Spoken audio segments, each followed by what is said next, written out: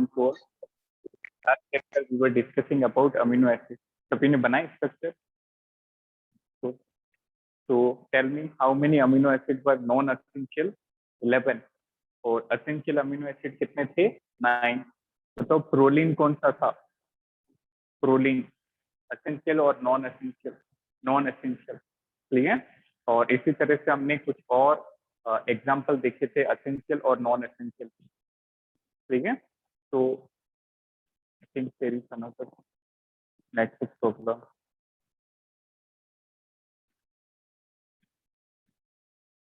चलिए.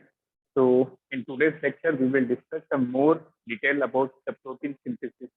जो प्रोटीन होता है उसके किस तरह के स्ट्रक्चर एग्जिस्ट करते हैं. तो write down protein synthesis. Protein synthesis. बेटा हमने प्रोटीन के केस में इसके स्ट्रक्चर्स पढ़े थे. दो स्ट्रक्चर होते हैं. One is globular and the other one is fibrous. Clear? जो फाइब्रस स्ट्रक्चर होता है that is you can say that is a linear structure and globular is a complex structure. अब प्रोटीन सिंथेसिस में हम protein के structure ही पढ़ने वाले हैं. The first structure is primary structure. Write down primary structure of protein.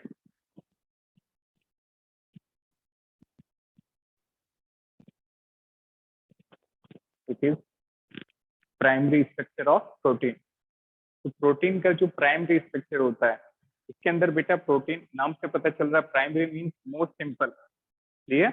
यहाँ पे जो अमीनो एसिड होंगे वो लीनियर चेन में अरेंज होंगे. Clear? You will get a linear chain like that. इस तरह. Got it? So write down. This is the linear unstable structure. This is the linear unstable structure of amino acid which readily converted to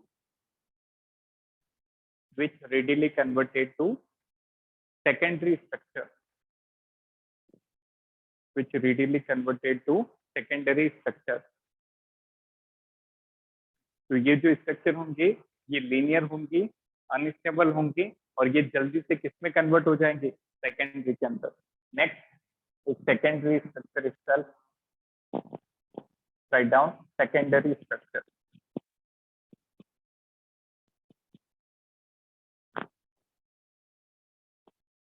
secondary structure.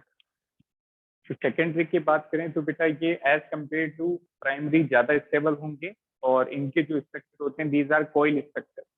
Clear? Right down. In secondary structure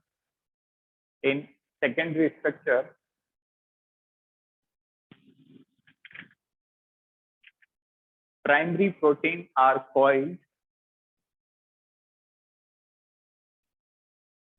Primary protein are coiled. Coil का मतलब एक जो है coiling होना. In secondary structure, primary protein are coiled with the help of hydrogen bond. With the help of hydrogen bond between peptide bond. With the help of hydrogen bond between peptide bond. Clear? तो ये जो coiling होगी वो किसकी मदद से होगी? That is very important question. Hydrogen bond की वजह से होगी. और ये जो हाइड्रोजन बॉन्ड होंगे ये किनके बीच में बनेंगे? पेप्टाइड बॉन्ड के बीच.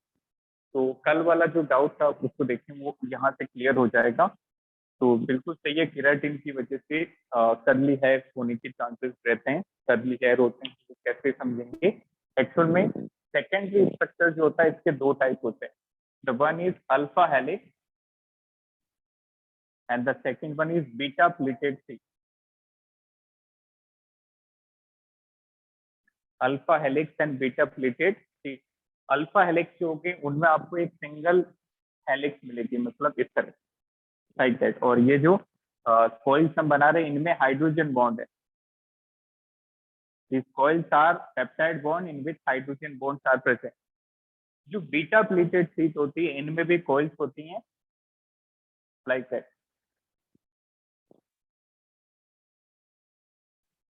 बट दो डिफरेंट कॉइल के बीच में हाइड्रोजन बॉन्ड बनता है, and the example is keratin.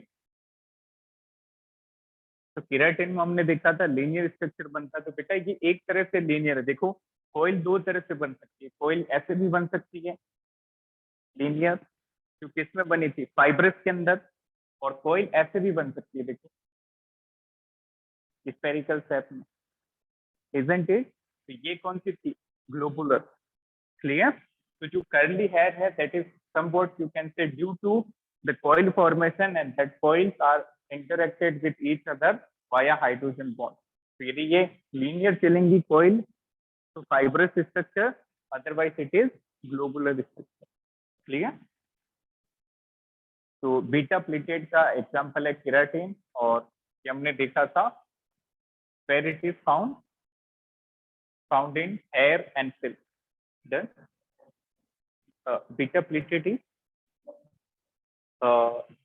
in hydrogen bonding up, exactly it is intra H bonding, molecule के अंदर हो रही है, isn't it? क्योंकि ये पेप्टाइड तो बहुत सारे हैं तो वो एक ही स्ट्रक्चर के अंदर है, तो it is intra H bond, ये भी इंट्रा है, क्लियर। सेम मॉलिक्यूल तो है ये पूरा, क्लियर। नेक्स्ट इसके बारे में लिखिए, it is fibrous structure. Secondary जो होता है बेटा ये फाइब्रस स्ट्रक्चर होता है, it is fibrous structure and insoluble in water, that is water insoluble, ये पानी में नहीं घुलता, it is fibrous structure insoluble in water. तो प्राइमरी लीनियर होता है, सेकेंडरी में क्या होता है, कॉइल फॉर्मेशन होता है पेप्टाइड बॉन्ड के बीच में हाइड्रोजन बॉन्ड की वजह से। Third write down tertiary structure, number 3 tertiary structure of protein.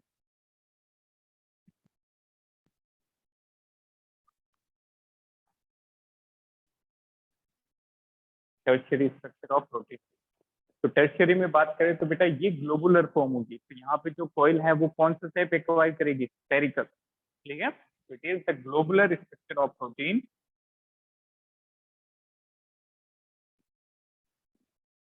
It is the globular structure of protein. और जो ग्लोबुलर होता है this is very important, it is soluble in water, ठीक है, इट इज वाटर सॉल्युबल। तो हमेशा याद रखना फाइबर और ग्लोबुलर स्ट्रक्चर में क्या डिफरेंस है, फाइब्रस लीनियर होता है और ग्लोबुलर स्फेरिकल, और फाइब्रस वाटर इंसॉल्युबल होता है और ग्लोबुलर वाटर सॉल्युबल। इसका एग्जांपल होता है एल्ब्यूमिन,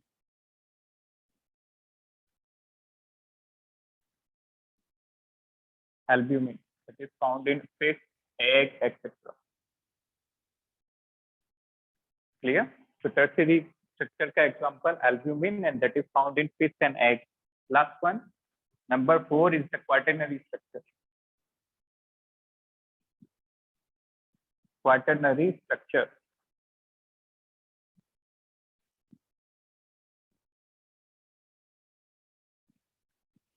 नाउ जैसे जैसे हम आगे बढ़ते जा रहे हैं वैसे वैसे स्ट्रक्चर की कॉम्प्लेक्सिटी बढ़ रही है, isn't it?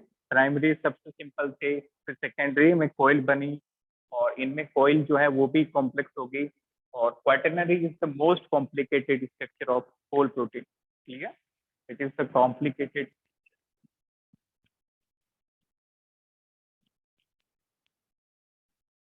Structure.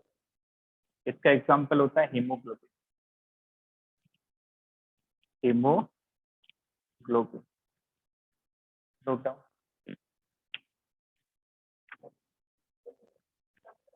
Which one? Yes, yes. This is most stable. जैसे जैसे कॉम्प्लेक्सिटी बढ़ती है वैसे वैसे स्टेबिलिटी।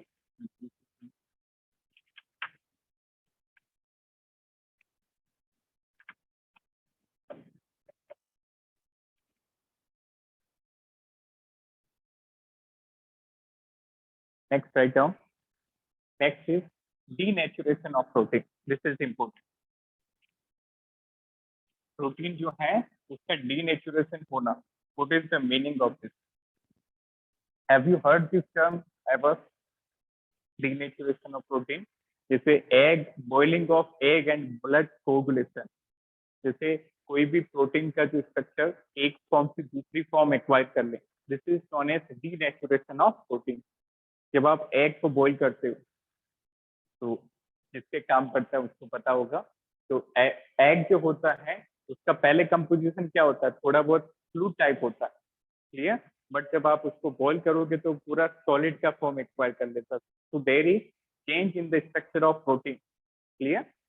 और इसी तरह से ब्लड का कोगुलेशन, ब्लड की जब फ्लोटिंग होती है तो ब्लड के जो ट्यूमर्स बनते हैं, okay, so another change in the structure, और इसी को हम कहते हैं कोगुलेशन और denaturation of the protein. Further ये जो डीनेचुरेशन होता है इसके दो रीजन होते हैं। The one is change in temperature, जैसे जो आपने एग वाला एग्जांपल समझा, एग को क्या करोगे, हीट करोगे तभी तो वो बॉईल होगा, that is the change in temperature. और दूसरा रीजन होता है चेंज इन पीएच। तो जैसे कर्ड का फॉर्म होना, मिल्क से कर्ड कैसे फॉर्म होता है, when you change the pH, ठीक है। जब उसमें कुछ ऐड करते हैं छाछ या दही तभी वो मिल्क जो है कर्ड का फॉर्म एक्वायर करता है। तो नेक्स्ट टॉपिक राइट डाउन, सब टॉपिक है प्रोटीन का, डीनेचुरेशन ऑफ प्रोटीन।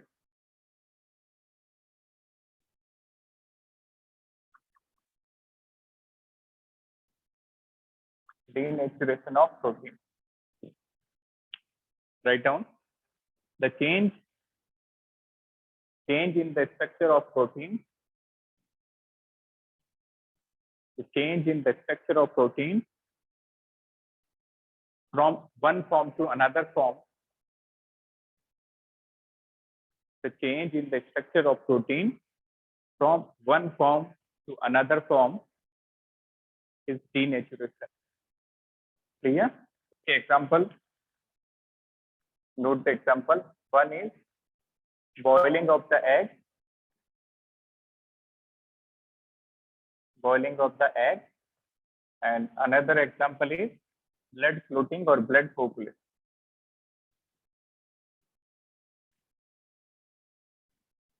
तो जब एक स्ट्रक्चर जो है, और याद रखना बेटा, आमतौर पे मैक्सिमम केसेस में डीनेचुरेशन के दौरान सिंपलर फॉर्म जो होती है वो कॉम्प्लेक्स में चेंज होती है। रूटेड सिंपलर फॉर्म किस में बदलती है, कॉम्प्लेक्स में इन जनरल, क्लियर। जैसे बॉइलिंग ऑफ एग या फिर blood coagulation. Now right down reason और या condition of this denaturation. Right down condition of denaturation, किस केस में ये डीनेचुरेशन हो सकता है। तो कौन से दो फैक्टर थे, the one is change in temperature and the other one, second factor is the change in pH. यदि टेम्परेचर चेंज करेंगे तो भी डीनेचुरेशन हो सकता है, otherwise it can take place when pH changes. Next topic, so that was all about protein and amino acids. Next is vitamin. Write down vitamin.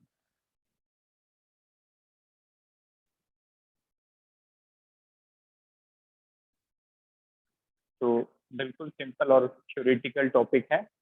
अब आगे आने वाले सारे टॉपिक सिंपल ही हैं। विटामिन की बात करें तो another important constituent which is required in day-to-day diet, clear, for the optimum growth of human, clear। तो ये भी एक तरह का बायोमोलिक्यूल है जो हमें डे टू डे डाइट में लेना होता है ताकि हमारी ऑप्टिमम ग्रोथ हो सके। तो vitamin is consist of two terms, that is vital and amine. It consist of two term, that is vital amine. Vital का मतलब important and amine mean organic compound, ठीक है। तो वो अमीन जो हमारी day to day daily growth में important role play करते हैं, that is known as vitamin, ठीक है। तो बेटा विटामिन दो तरह के होते हैं। Vitamin are of two type. Vitamin के टाइप देखें तो type number one is fat soluble vitamin. Fat soluble vitamin,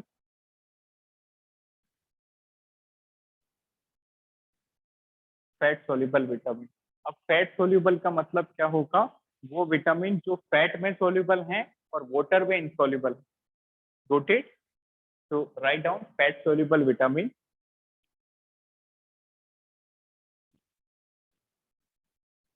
those vitamin which are those vitamin which are soluble in fat, which are soluble in fat and insoluble in water. Soluble in fat and insoluble in water. ठीक है, इसका मतलब ये water soluble नहीं। इसका example, आप इस तरह से ट्रिक से याद रखो। कीड़ा, मुझे भी एक बच्चे ने बताया था सर, मैंने ऐसे याद किया। कीड़ा, कीड़ा stand for vitamin K, vitamin E, vitamin D और विटामिन ई। क्लियर, मैंने ऐसे याद किया था, ए डी ई के। Vitamin A, vitamin D, vitamin E और विटामिन के, ये किसके एग्जाम्पल हैं? फैट सोल्यूबल के। प्रोटीन, कीड़ा की फुल फॉर्म आप लिखते हैं vitamin K, vitamin E, vitamin D और vitamin A. Next category, right down water soluble vitamin.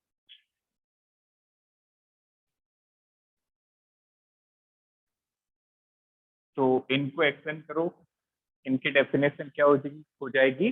Just opposite of fat soluble. These are soluble in water but insoluble in fat. Right down those vitamin which are soluble in water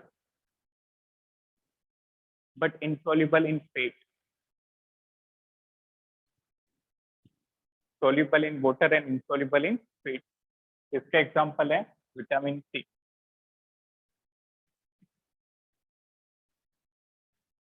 vitamin C is one of the important example of water soluble. अब देखो यहाँ पे question कैसा बनता है, write down note.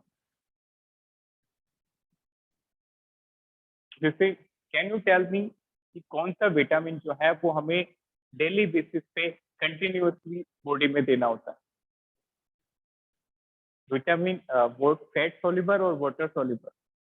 Water soluble. Clear, क्योंकि water soluble जो है वो हमारे बॉडी से एक्सीड हो जाता है। क्लियर, तो because of that we have to assure the continuous supply of vitamin C. Clear, because water के फॉर्म में, स्वीट, स्पाइस या फिर आंसू के फॉर्म में, किसी न किसी फॉर्म में ये विटामिन वाटर सोल्यूबल जो है वो वाटर से एक्सक्रीट आउट हो जाते हैं। इसके कारण इनकी एक सर्टेन अमाउंट मेंटेन करने के लिए हमें इनकी कंटिन्यूअस सप्लाई देनी है। Put it, write down note.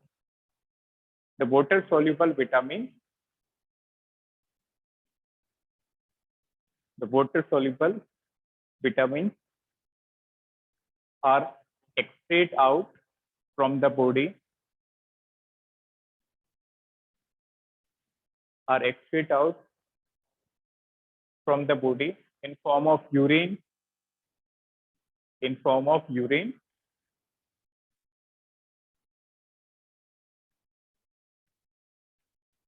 in form of urine. So we have to take, so we have to take water soluble vitamin on regular basis. So we have to take water soluble vitamin on regular basis. Next देखें, तो अभी जैसे आपको याद होगा कि corona के time में इम्यूनिटी बढ़ाने के लिए किसकी टेबलेट मिल रही थी? विटामिन सी की। क्लियर, और विटामिन सी आपको पता होगा किसमें मिलता है? सिट्रस फ्रूट में। तो ये जो टेबलेट है ये काफी खट्टी होती है। Next, right down vitamin and their deficiency. Vitamin and their deficiency, their deficiency disorder.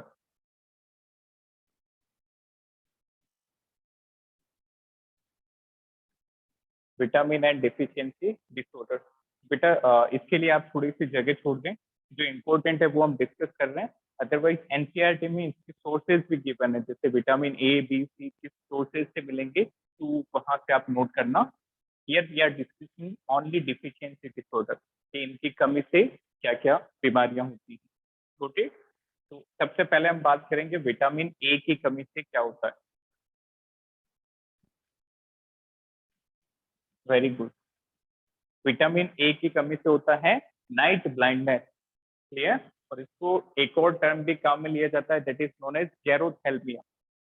It is known as night blindness, रात में थोड़ा कम दिखता है, night blindness. Next is vitamin B 1।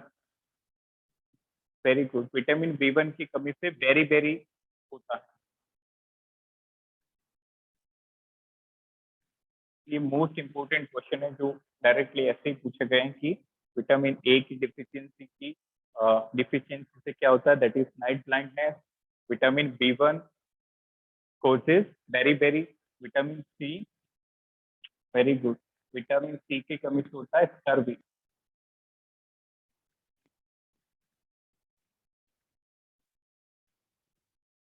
ठीक है, it is scurvy. Next vitamin C की कमी से, एनी डाउट? ठीक है, next is vitamin D. Vitamin D की कमी से क्या होता है, anyone? Yes, that is known is rickets, clear. Vitamin D की कमी से होती है rickets, that is bone deformity. और इनमें आपको और ऑब्जर्व करना है तो बेटा, जो स्कर्वी होता है इसके अंदर ब्लीडिंग गम्स होते हैं, दांतों में खून आने लगता है, that is bleeding gums. Bleeding gums, मसूड़ों के अंदर खून स्टार्ट हो जाता है। रिकेट के अंदर बॉन्ड डिफॉर्मिटीज होता है, बॉन्ड डिफॉर्मिटी, हड्डियां कमजोर होती है। और जो बेरी बेरी होती है इसमें थोड़ा सा आप कह सकते हैं ह्यूमन पैसिव हो जाता है, काम करने का मन नहीं करता, और इस तरह से आलस जो है, शरीर में थकान आती है, छोटे। तो ये छोटी छोटी चीजें आपको इनका मतलब पता होना चाहिए। विटामिन ए की कमी से नाइट ब्लाइंडनेस, विटामिन बी 1 की डिफिशियंसी से beriberi, that is you can say इसमें आपको लेजीनेस आता है और शरीर में थकान सी महसूस होती है। विटामिन सी, इसकी कमी से स्कर भी होता है, एंड दैट इज ब्लीडिंग गम, मसूड़ों में खून आना स्टार्ट होता है। विटामिन डी जो है, विटामिन डी जो है, विटामिन डी की कमी से रिकेट होता है, दैट इज बोन डिफॉर्मिटी, हड्डियां दर्द करती है या हड्डियां वीक हो जाती है। और विटामिन के आप याद रखें, fifth is vitamin K. Vitamin के की कमी से ब्लड क्लोटिंग होती है, क्लियर। ब्लड सेल जो है वो क्लोटिंग स्टार्ट करते हैं, तो it is blood clotting, blood clotting, ठीक है। अब यहाँ पे कुछ और इम्पोर्टेंट पॉइंट हैं बेटा, कुछ कुछ जो विटामिन है इनके सोर्सेस आप याद रखेंगे, दैट इज वेरी इंपॉर्टेंट। जैसे विटामिन सी जो है सिट्रस फ्रूट से मिलता है, noted, vitamin C is obtained via citrus fruit. और विटामिन डी जो है वो सनलाइट से मिलता है, क्लियर। तो ये आप नोट कर लें, vitamin, here I am writing, vitamin C is obtained from citrus fruit, citrus fruit जैसे लेमन, आंवला एक्सेट्रा है। Which one? ट्विटर, आयोडीन की कमी, क्लियर। ट्विटर होता है आयोडीन की कमी से, और वहां पे थायरोसिन ग्लैंड के अंदर कुछ दिक्कत होती है, क्लियर। तो उसको हिंदी में कहते हैं गलगंड, क्लियर, गले के अंदर। Which one? नहीं नहीं, विटामिन, वो आयोडीन की कमी से। उसमें आप निर्मा शुद्ध नमक खाए या फिर टाटा सोल्ट खाए, देश का नमक, क्लियर। उसमें मेंशन होता है आयोडीन बहुत ज्यादा होता है उसके अंदर। चलिए, तो विटामिन सी सिट्रस फ्रूट से मिलेगा, और विटामिन डी जो है वो सनलाइट, नोटेड। तो ये मोस्ट इम्पोर्टेंट है, अदरवाइज आप एनसीईआरटी से पूरा उसको नोट करेंगे। Take screen shot.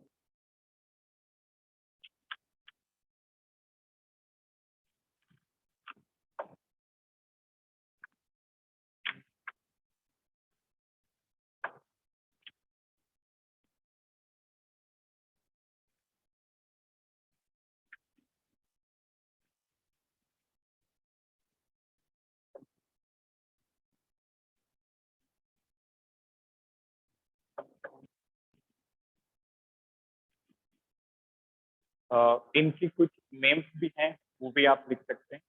ठीक है, तो इनके कुछ, इन कंपाउंड के कुछ नेम होते हैं, जैसे विटामिन सी जो होता है इसको हम एस्कॉर्बिक एसिड कहते हैं, this is known as ascorbic acid. Vitamin A को हम कहते हैं रेटिनल। विटामिन ए को कहते हैं टोकोफेरोल। टोकोफेरोल। और वन मोर, विटामिन बी 12 जो है वो भी काफी ज्यादा इंपॉर्टेंट है। विटामिन बी 12 जो है इसको कहते हैं साइनोकोबालामिन। ये क्वेश्चन एक बार पूछा जा चुका है एग्जाम में। साइनोकोबालामिन। क्वेश्चन था कि विटामिन बी 12 में किस मेटल का कॉम्प्लेक्स होता है, तो बताओ इसके नाम से। Cobalt. That was the question. Clear. इसके अंदर कोबाल्ट का कॉम्प्लेक्स होता है। Note down. तो ये इनके जो अदर नाम हैं, जो इनके अदर नेम्स हैं, common names, these are very very important. Clear. Note this name. Vitamin A को रेटिनल कहते हैं। Vitamin E is tocopherol. Vitamin C is ascorbic acid. And vitamin B 12, vitamin B 12 actually, not B 12, vitamin B 12 is cyanocobalamin, जिसके अंदर cobalt का complex होता है। ये question एक बार पूछा जा चुका है। और ये कॉम्प्लेक्स से रिलेटेड मेनली आपको तीन क्वेश्चन बार बार मिलते हैं। एक होता है बेटा क्लोरोफिल, बताओ उसके अंदर किसका कॉम्प्लेक्स होता है, क्लोरोफिल के अंदर। Anyone? Which one? No, chlorophyll बहुत इंपॉर्टेंट है। अच्छा बताओ हीमोग्लोबिन के अंदर, ये तो याद होनी चाहिए। No, no, I'm talking about metal complex. Which metal is present in chlorophyll and hemoglobin? Chlorophyll में वेरी गुड। और आयरन, और हेमोग्लोबिन के अंदर आयरन। ये आपको याद होनी चाहिए। ठीक है। तो क्लोरोफिल के अंदर याद रखेंगे, very very important. In chlorophyll it is complex of magnesium metal. और हेमोग्लोबिन जो होता है इसके अंदर आयरन मेटल का कॉम्प्लेक्स होता है। और विटामिन बी 12 में कोबाल्ट का।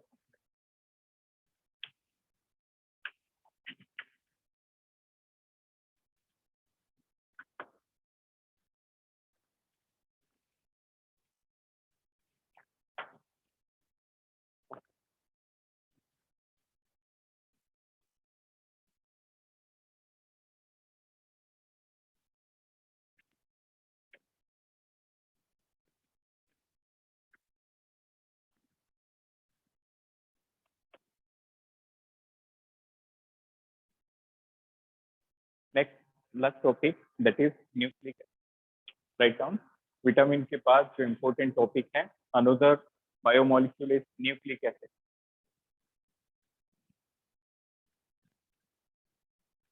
तो अभी तक हमने मेनली तीन बायोमोलिक्यूल डिस्कस किए। सबसे पहले हमने कार्बोहाइड्रेट देखा, उसके बाद हमने प्रोटीन डिस्कस किया। After protein we discuss vitamin. Next is nucleic acid. Nucleic acid.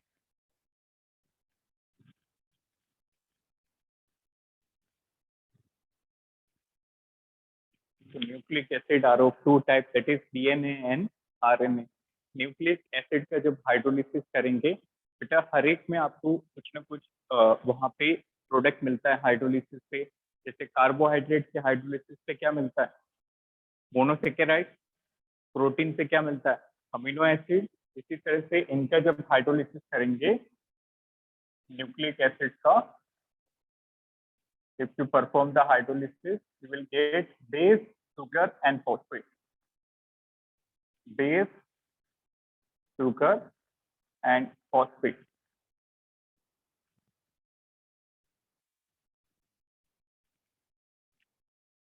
Base, sugar and phosphate. और ये क्वेश्चन भी पूछा जा चुका है कि इनकी सीक्वेंस क्या रहती है। तो सबसे पहले बेस होता है, उसके बाद शुगर और फिर फॉस्फेट। तो इसमें आप ये ट्रिक याद रख सकते हैं, BSC। This is the sequence in nucleic acid. सबसे पहले बेस, फिर शुगर, फिर phosphate.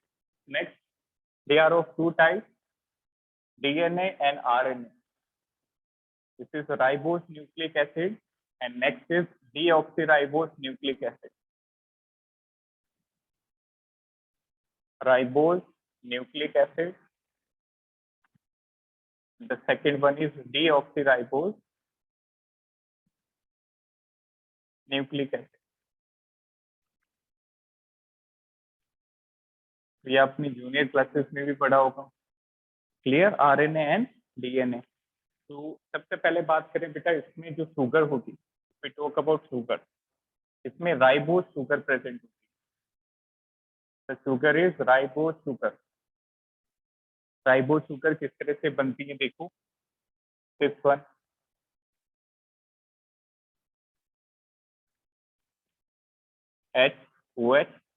OH and this is H and CH2OH. This is ribose sugar. तो बताओ ये फ्यूरेनोज है या pyranose? Furanose. Clear, it's 5 member, it is ribose sugar. अब देखो डीएनए में बात करें तो इसके अंदर डीऑक्सीराइबोस शुगर प्रेजेंट है, डीऑक्सीराइबोस शुगर। देखो यहाँ पे पूरा नेम जो है वो कॉमन है। राइबोस शुगर के आगे क्या लिखा है? डीऑक्सी। तो इसका मतलब यहाँ से कोई ऑक्सीजन जो है वो रिमूव हो जाएगी। एंड रिमेंबर, सेकेंड कार्बन से ऑक्सीजन हटती है, minus oxygen, remove oxygen from second carbon.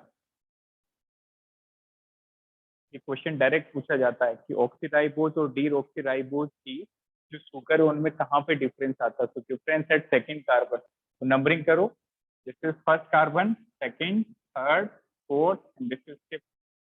जो सेकेंड कार्बन की ऑक्सीजन है, ये वाली ऑक्सीजन, इसको रिमूव कर देंगे तो बन जाएगी डीऑक्सीराइबोस शुगर, दिस वन।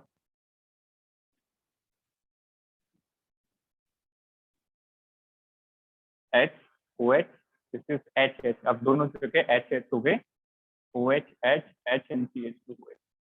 ये आपको नीट और जेई दोनों के अंदर पूछा जा सकता है कि राइबोस शुगर और डीऑक्सीराइबोस शुगर के अंदर कहाँ पे डिफरेंस आता है। और सेकंड डिफरेंस, शुगर का समझ में आया सभी को? क्लियर, एक स्ट्रक्चर याद रखो और इसमें से सेकंड ऑक्सीजन, सेकंड कार्बन का ऑक्सीजन रिमूव कर देंगे। नेक्स्ट, नेक्स्ट डिफरेंस, इसका जो स्ट्रक्चर होता है that is single helical structure और डीएनए का डबल हेलिक्स। डबल हेलिक्स इस तरह से, like that. This is the structure of DNA.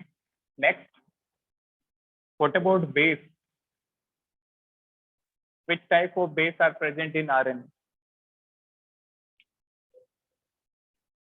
Difference किस में आता है? Anyone? एडेनिन, गुएनिन और साइटोसिन, ये दोनों के अंदर होते हैं। एग्जैक्टली, आरएनए के अंदर क्या होता है? यूरेसिल, और डीएनए के अंदर यूरेसिल की जगह थायामिन बेस प्रेजेंट होता है। क्लियर? तो here we talk about bases. In case of RNA, that is AGCU, adenine, guanine, cytosine and uracil. Clear? उनका फुल फॉर्म लिख लें। A stand for adenine, G stand for guanine, this is cytosine and U is uracil. तो next जो है DNA के अंदर AGCT। Clear? AGC and T, adenine, guanine, cytosine, and this is thymine. This is thymine. Okay.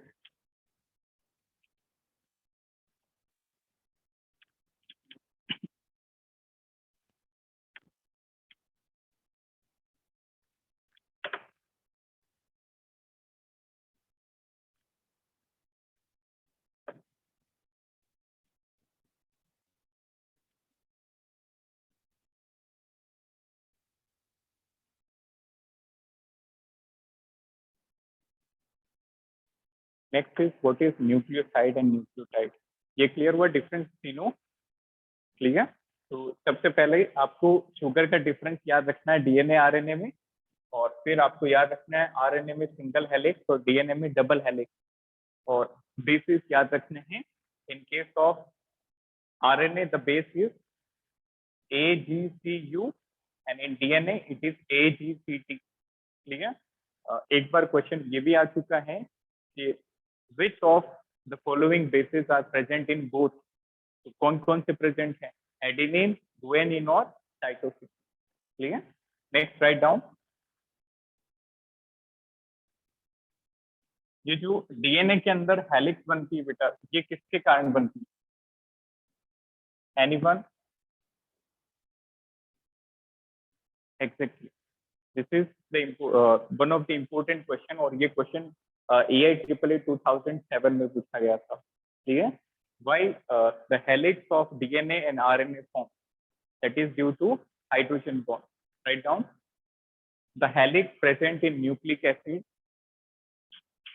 The helix present in nucleic acid is due to hydrogen bond.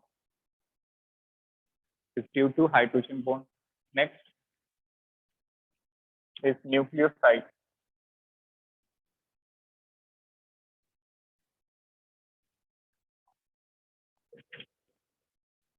Which one? Phospho. Right.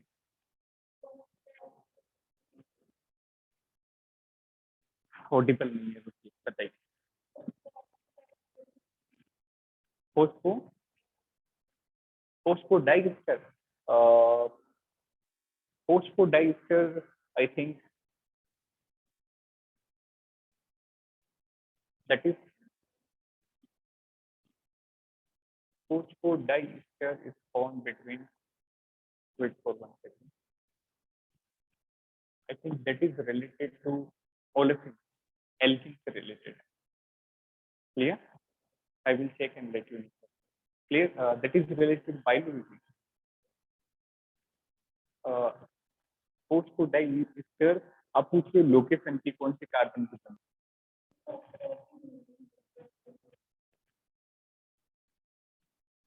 Wait. Phosphodiester, आप ester की बात कर रहे हो? एक बार पूरा नाम बताओ फिर. फोस्फोडाइएस्टर. यस, वो बनता है न्यूक्लियोटाइड के अंदर. Clear? That we are discussing. Clear? Exact word मुझे आपका पता नहीं चल रहा था. That is phosphodiester you are talking. वो अभी बनाएंगे. क्लियर? वो बनेगा न्यूक्लियोटाइड के अंदर. पहले न्यूक्लियोटाइड को एक्सप्लेन करें. Right down. A unit obtained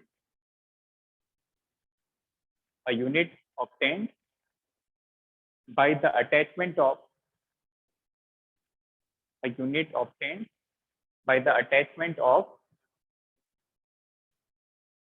base on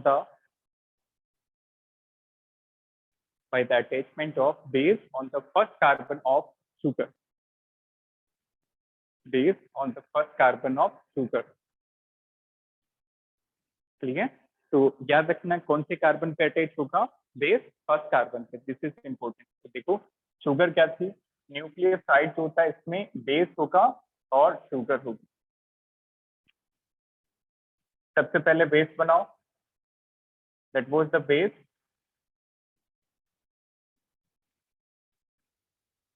HNCH2OH. Got it? CH2OH. Like that. This was the base. तो पहला कार्बन कौन है? नंबरिंग करो. This is the first carbon. First carbon पे क्या होगा, इसका OH हटा के यहाँ पे हम क्या लगा देंगे, this is nucleoside. Clear, this is nucleoside. Next एक और टर्म होती है बेटा यहाँ पे, that is nucleotide. Clear, nucleotide क्या होता है, न्यूक्लियोसाइड में आप फॉस्फेट ग्रुप ऐड कर देंगे, वहां पे बनेगा फॉस्फोएस्टर। क्लियर, तो here nucleotide contain base, sugar as well as phosphate। Base, sugar and phosphate.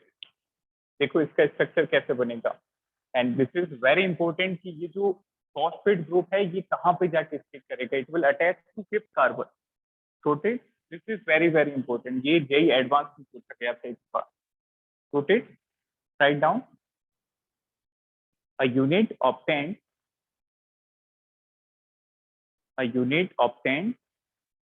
by the attachment of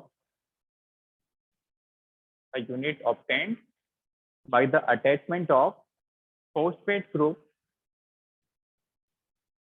by the attachment of phosphate group on the fifth carbon of nucleoside, on the fifth carbon of nucleoside। देखो nucleoside बनाओ पहले, this is base जो nucleoside में attach हो गया था, this is H. अब देखो ये जो फिफ्थ कार्बन, नंबरिंग करो, सबसे पहले तो हमने न्यूक्लियोसाइड ही बना लिया, अब नंबरिंग की 1 2 3 4 5। अब ये जो 5 कार्बन है इसकी जगह यहाँ पे एक फॉस्फेट ग्रुप जुड़ जाएगा, लाइक दैट। ये जो यूनिट होगी दैट इज न्यूक्लियोसाइड, और यहाँ पे जब ये आगे फर्दर और यूनिट से जुड़ेंगी तो देखो यहाँ पे बनेगा phosphate. Clear, note it down. तो ये क्वेश्चन बेटा डायरेक्टली पूछे जाते हैं, इनकी definition board point of view से, नीट पॉइंट ऑफ व्यू से और जेई तीनों पॉइंट ऑफ व्यू से इंपॉर्टेंट है। न्यूक्लियोसाइड क्या होता है, बेस प्लस शुगर, और न्यूक्लियोटाइड क्या होता है, बेस, शुगर और फॉस्फेट। और इनकी लोकेशंस काफी इंपॉर्टेंट है। शुगर, अब शुगर के किस कार्बन पे बेस लगेगा, फर्स्ट कार्बन पे, और शुगर के किस कार्बन पे फॉस्फेट ग्रुप लगेगा, फिफ्थ पे। अच्छा, ये जो बेसिस हैं इनके भी दो टाइप होते हैं, दो तरह के बेस होते हैं, एक होता है प्यूरिन बेस और दूसरा क्या होता है, पेरिमिडिन बेस।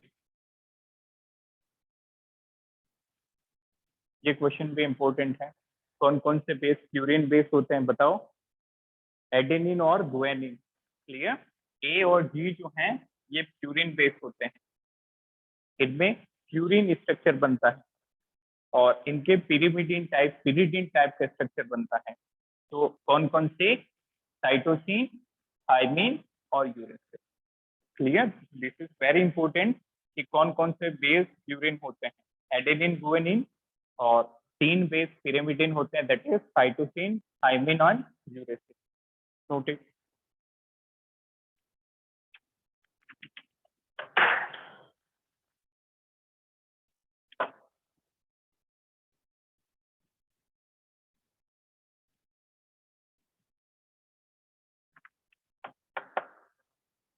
नाउ लास्ट टॉपिक, वैसे तो ये चैप्टर ऑफिशियली कवर हो चुका है, अब जो टॉपिक पढ़ेंगे वो उतना एनसीईआरटी में उसका रेफरेंस नहीं मिलेगा, बट आपकी कॉम्पिटिटिव एग्जाम के लिए काफी इंपॉर्टेंट है, that is test for biomolecule. Clear, test for biomolecule, right down, take screenshot.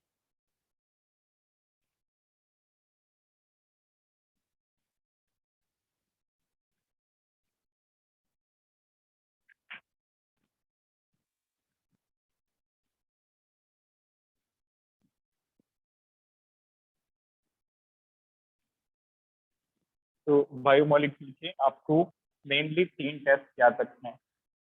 सबसे पहले कार्बोहाइड्रेट का डिस्कस करेंगे और उसके बाद प्रोटीन के टेस्ट।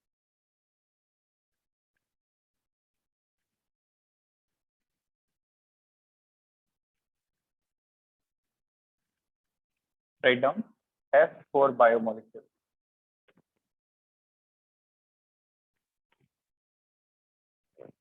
तो सबसे पहले बात करेंगे कार्बोहाइड्रेट के टेस्ट के बारे में।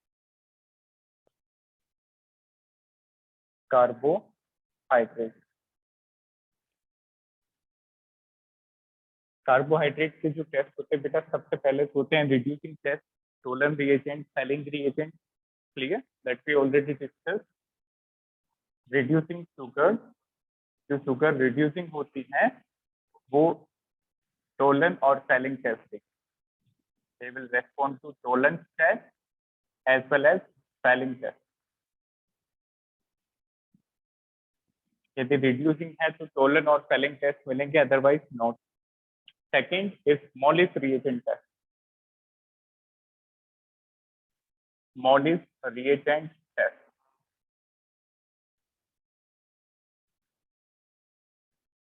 Molisch reagent test. तो मॉलिस रिएजेंट क्या होता है सबसे पहले वो डिस्कस करेंगे, and then we will discuss the observation. Molisch reagent is actually, सबसे पहले लिखें मॉलिस रिएजेंट।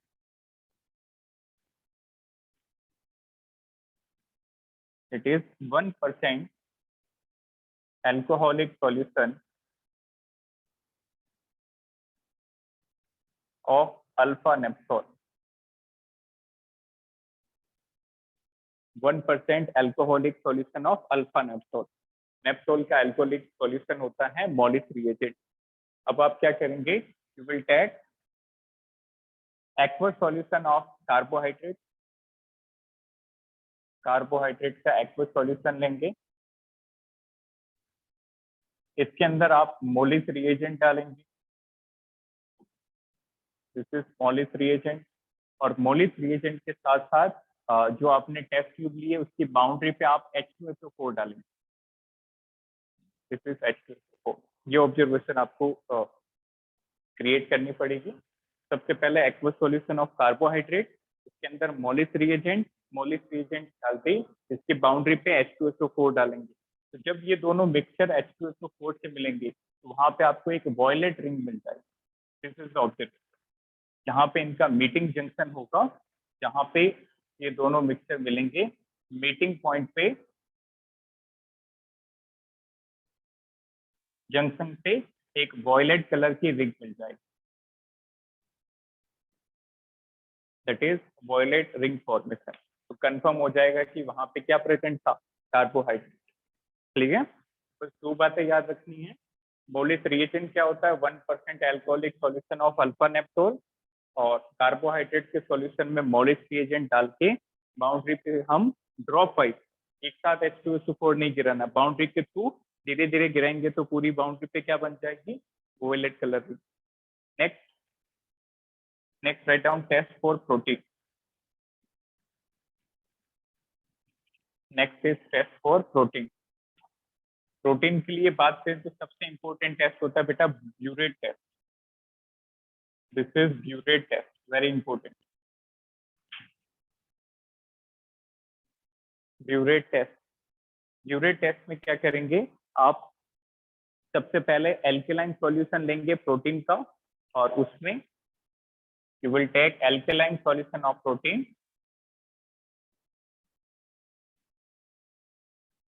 और इसके अंदर आप कुछ ड्रॉप डाल देंगे, few drops of 1% CuSO4 solution.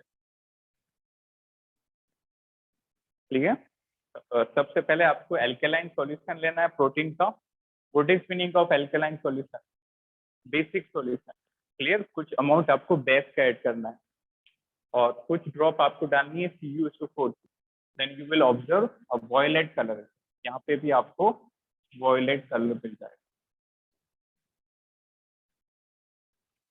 तो ये दो कुछ बहुत ही ज्यादा इंपॉर्टेंट टेस्ट हैं कार्बोहाइड्रेट और प्रोटीन के।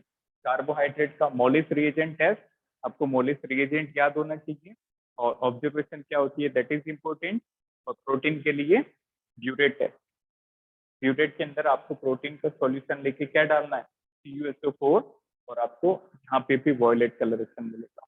देन दो टेस्ट में आपको कॉम्बो के लिए दे रहा हूँ, इनको आप सर्च करके बताएंगे क्या होते हैं ये, otherwise we will discuss these also in next class. एक प्रोटीन का टेस्ट होता है बेटा मीन हाइड्रीन टेस्ट।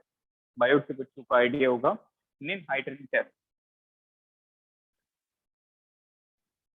एक और प्रोटीन का टेस्ट होता है दैट इज जेंथो,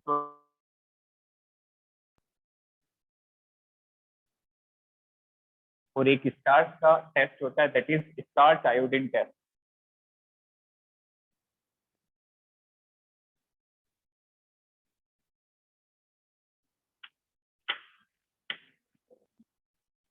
स्टार्च आयोडीन, हाँ बिल्कुल ठीक है। स्टार्च का टेस्ट होता है पर्टिकुलर जेंथोप्रोटिक में। जेंथोप्रोटिक में येलो कलर मिलता है, आपने देखा होगा स्क्रीन पे भी जब एसिड गिर जाता है तो जेंथोप्रोटिक में आप प्रोटीन में एसिड ऐड करते हो तो आपको येलो कलर में, और निम हाइड्रोजन, ये तीनों आप पता करेंगे एक्स्ट्रा। ठीक है, स्क्रीन से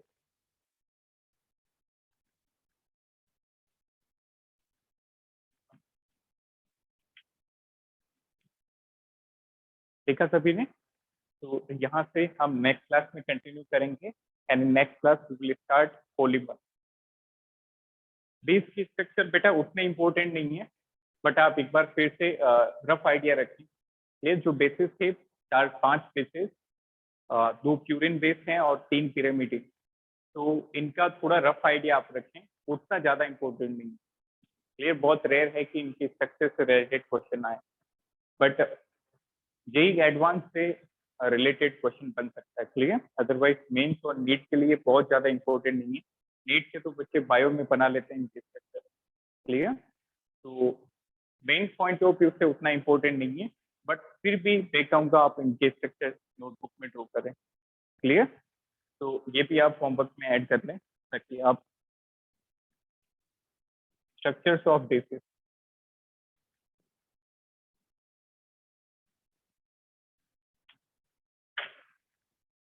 structure of all 5 basis, clear, ये चारों पॉइंट आप नोट्स में जरूर ऐड करें। और कहीं पे भी प्रॉब्लम आती है just let me know, we will discuss this in class, clear. बहुत सिंपल है, एक एक लाइन के स्टार्च आयोडीन के अंदर ब्लू कलर मिलता है, और जेंथोप्रोटिक में कॉन्सेंट्रेटेड HNO3 डाल देंगे तो येलो कलर मिल जाएगा। वेरी सिंपल, आप खुद से सर्च करेंगे तो, ठीक है। Thank you, have a nice.